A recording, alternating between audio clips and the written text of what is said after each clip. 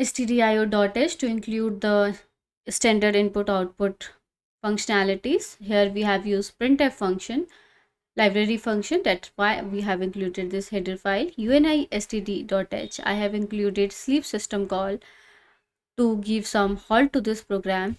That's why I have used corresponding header file.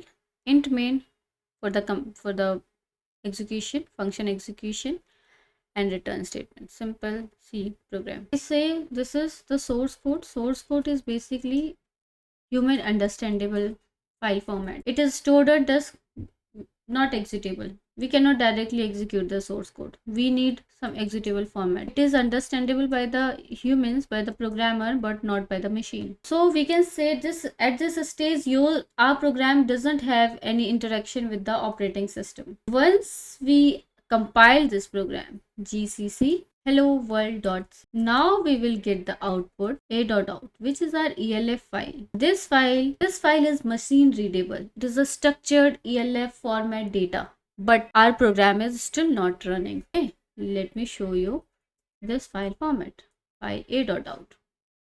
So we say this is a elf file having 64-bit lsp by executable. This is our architecture.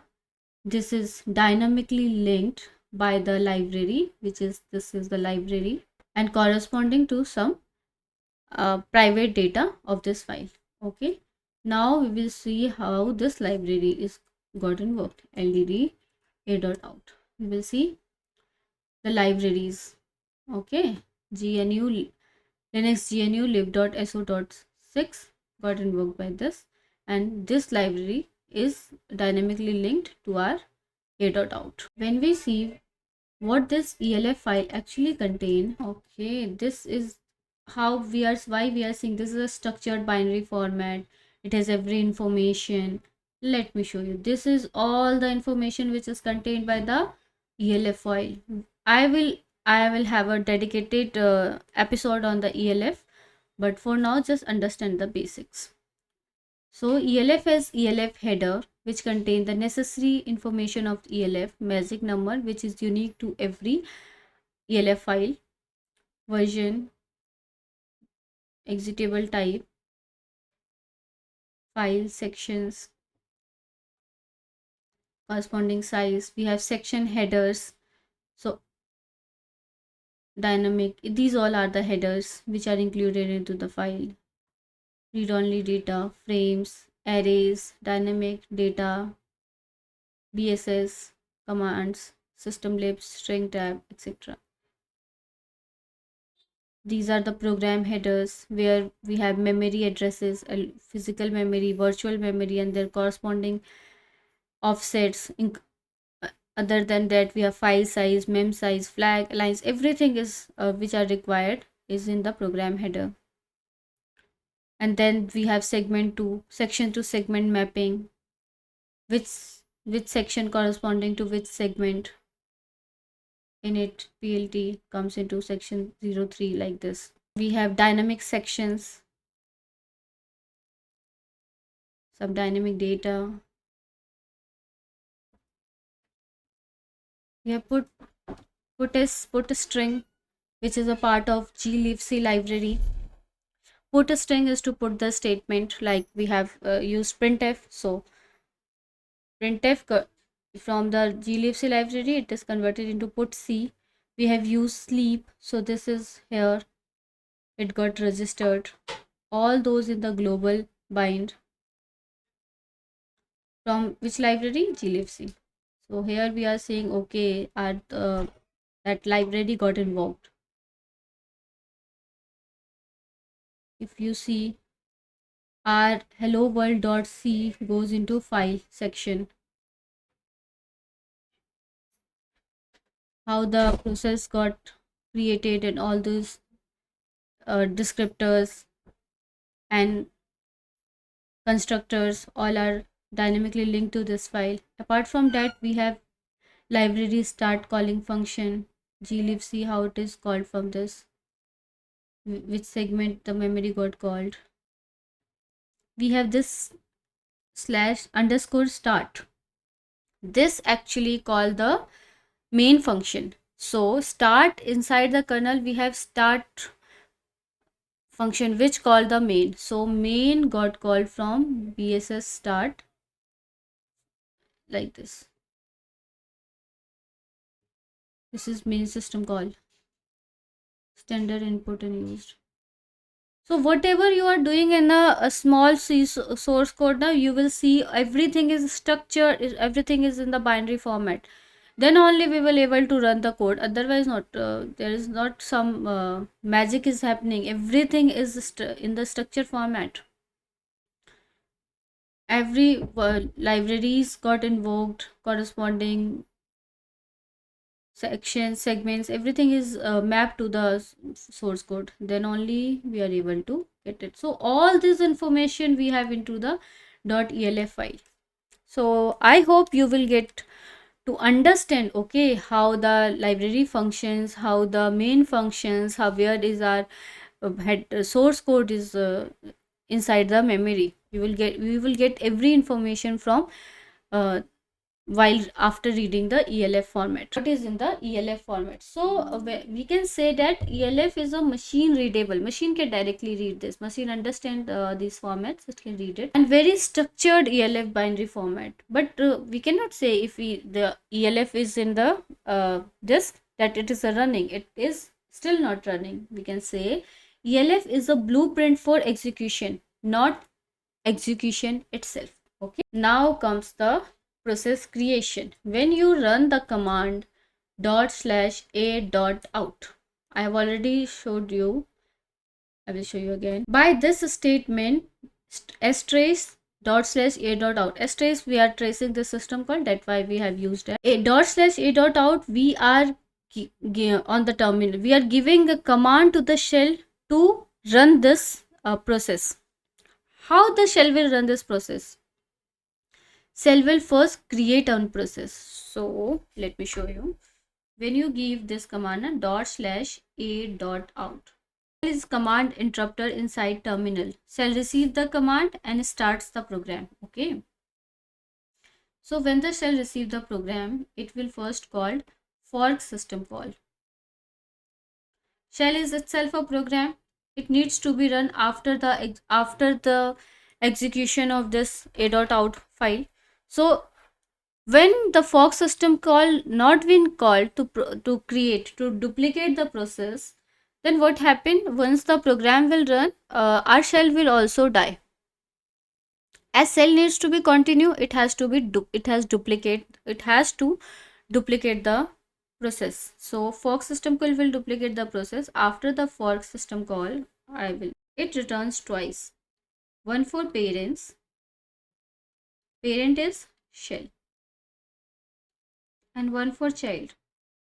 Fork is just duplicate. So in the child process also, shell is only running.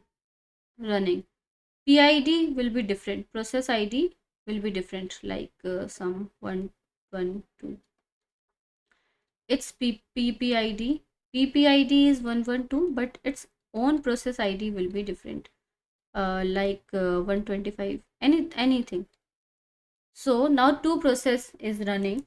Both processes are duplicate of each other. We don't require two process. We require our own process to run. So after the fork system call, execv will be called. This will replace the shell in the previous program with the new process. Okay, so previous process is shell. The child process get replaced by now new process, that is a.out. So parent process is still continuing and child process is replaced by our new file. So I was explaining fork system call will be called for two times. Fork is to duplicate the current process is our shell got duplicated. For it will return for twice, for once for parents, one for child. Parent process, any random process ID I have given it. Okay, then we have execv system call, which will replace the child process by the process a.out, whatever the process we need to run. So a.out get replaced by it. That you will see inside. First is execv to replace the current process that is shell with the new process, that is a dot out, that got replaced. Now mmap is to allocate the memories. Memories has been allocated, libraries has been called, limits has been set, addresses has been provided, and then finally write system call to execute the print statement. So we got to know why we have called execv, what it means, how the shell process got how the shell process got new process, what the fork is doing, what the execv is doing. So basically I'm just repeating once more. Fork system call create a new process. Child is copy of a parent process. Child is copy of a parent process. New process. So shell, both the process will be shell. Then we call the execv. Execve is to replace the child memory with our program. Our program is a.out. So this is where ELF is loaded, old code is wiped, and new program begins. New program is a.out. Fork creates, execve transforms. Remember this statement. When we say a process, process is not a program. When we say process, process means running program, having memory, having registers, having all the resources and some state. Will include its own process ID, address space, every open files, stack, heap, and the corresponding CPU state. You will see it has stack, okay, it has memory, it has addresses. This is address space. This is the stack limit. These all are the memory limits, memory files.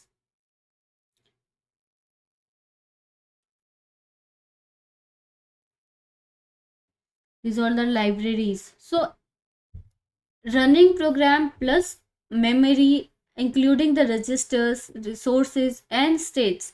All those every resources, once the kernel allocate the resources to our program, it becomes the process. Okay, but still it has not been scheduled. Okay, now we have to schedule the. We have seen the memory, address spaces using TID, registers, plus some process state will be also there, because once you ask the kernel to execute the program, it doesn't mean it will be executed uh, immediately. CPU have some states, like we have new means the program is ready to be. We will have ready means we have allocated the resources. Now we are waiting for CPU to schedule our program, waiting for CPU. When we say running process means currently it got the CPU cycle and it is running inside the system, inside the CPU.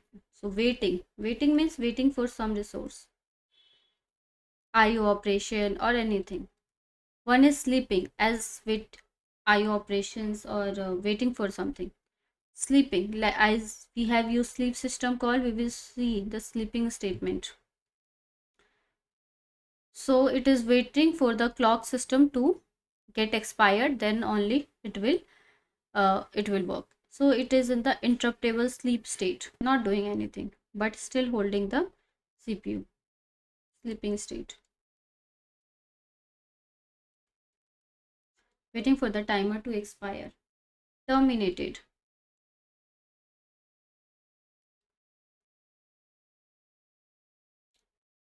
done execution, we can say finished, cleanup process has been done. Let me show you.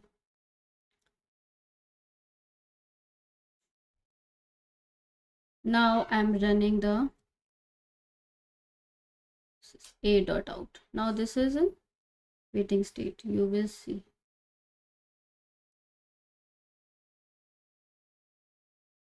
a.out program. Let's see the state is a.out is in sleeping foreground state. We have not run this program into background, so we are seeing the status sleeping. 11333 process ID. This is our process ID. This is parent process ID 672. That is bash shell. Yes, so shell is our parent. This is a child process. Okay. Shell. This is our process. Once it start running, this is running. Some is running process.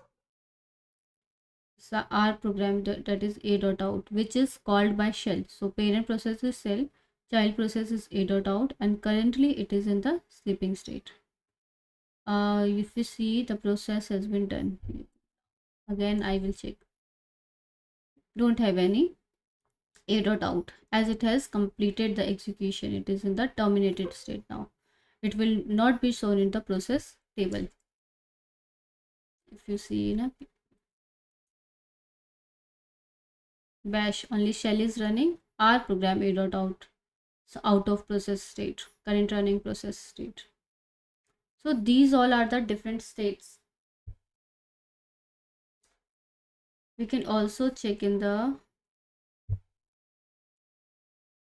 what is 3. This is a PID /proc 1341 has done the execution. Okay, let me show you once again.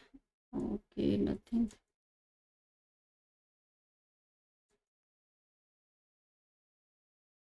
Yes, -ef to get the process ID. Process ID is 1350, which is, let us do simply cat proc 1350, and we need the status.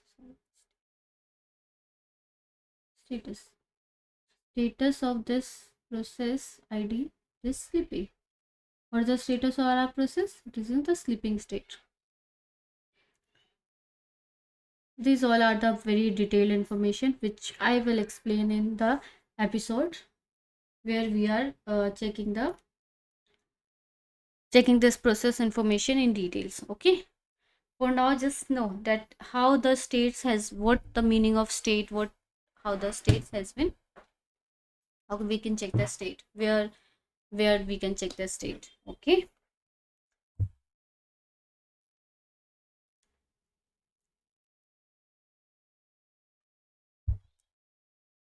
once it's done, you will not see this corresponding process ID now. No such file or directory. This process ID has finished its operation. No such process ID in the process table. Okay, let's see the exit statement. 0. Last statement, whatever we have run has returned 0 to operating system, means it has executed successfully. Okay, so we have seen that CPU time is shared, so we cannot say that our process is always running or immediately start running whenever we give the run state command. It has some state. CPU, once it is in the ready state, CPU understand, okay, I have to schedule this program now. Then it schedule the process, and once our process is running, we can say it is in a running state. If it is waiting or sleeping or terminated or whatever the state of process, we will check what is the current state of process by seeing the status. So when I say process and program is simply any static file which is stored in the disk. It doesn't have any state, it doesn't have any PID. But when we say the process is an active entity. Active entity means it has memory, it has resources, it has file descriptors, it has a particular state. It is actually loaded into the memory. It has state and it has PID. So process is actually the running entity. Program is just a static file.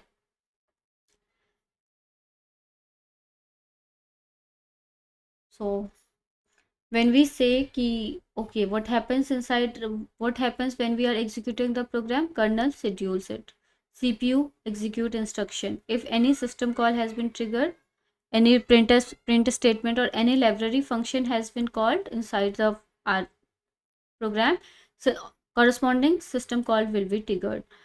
And once the system call execution has been done, we will get back to the user space, that is our program, and the corresponding termination status will be returned to the operating system. So we have seen the program, how the program has been created by using fork system call. Let me just show you once how it got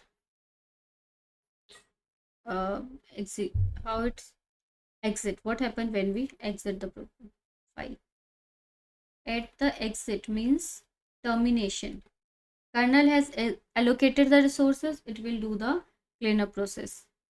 Cleanup means it will free the resources and the process will be removed. We have seen that PID, whatever is, we are not finding once the process has been terminated. So resources got free and process has been removed from the process table. You will not see that process again. If you will run the process program again, then we get the new PID. So old process ID will be removed. So this all happened at the exit, while the at the termination.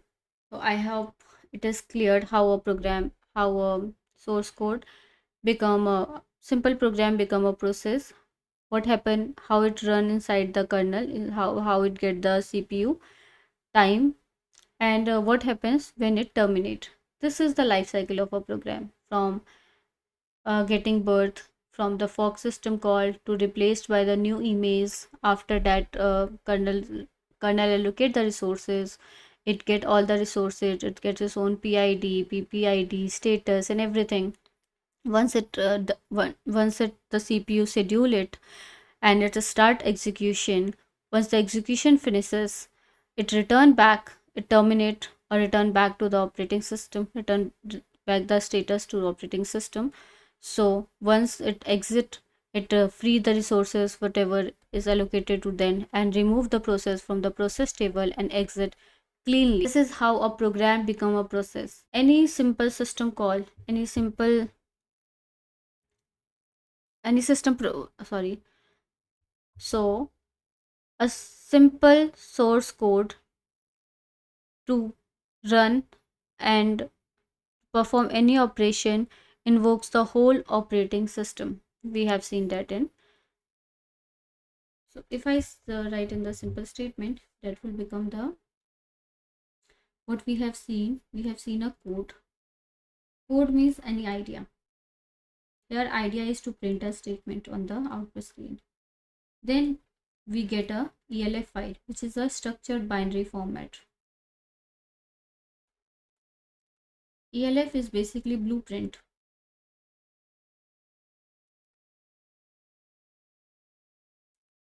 And after this we have process. Process is basically a living entity. Living entity, when I say, it means it has all the resources which is needed for it to run. Living entity. Kernel has allocated the resource and then it gets CPU cycle or CPU action start performing. It start running. Execution running means CPU time it got. After the after finishing execution, it terminates. So termination means cleanup process. Return back all the resources kernel has provided you cleanly. So this is the life cycle of a Linux program. Thank you very much. In the next episode, we are going to cover compilation stages in very deep details.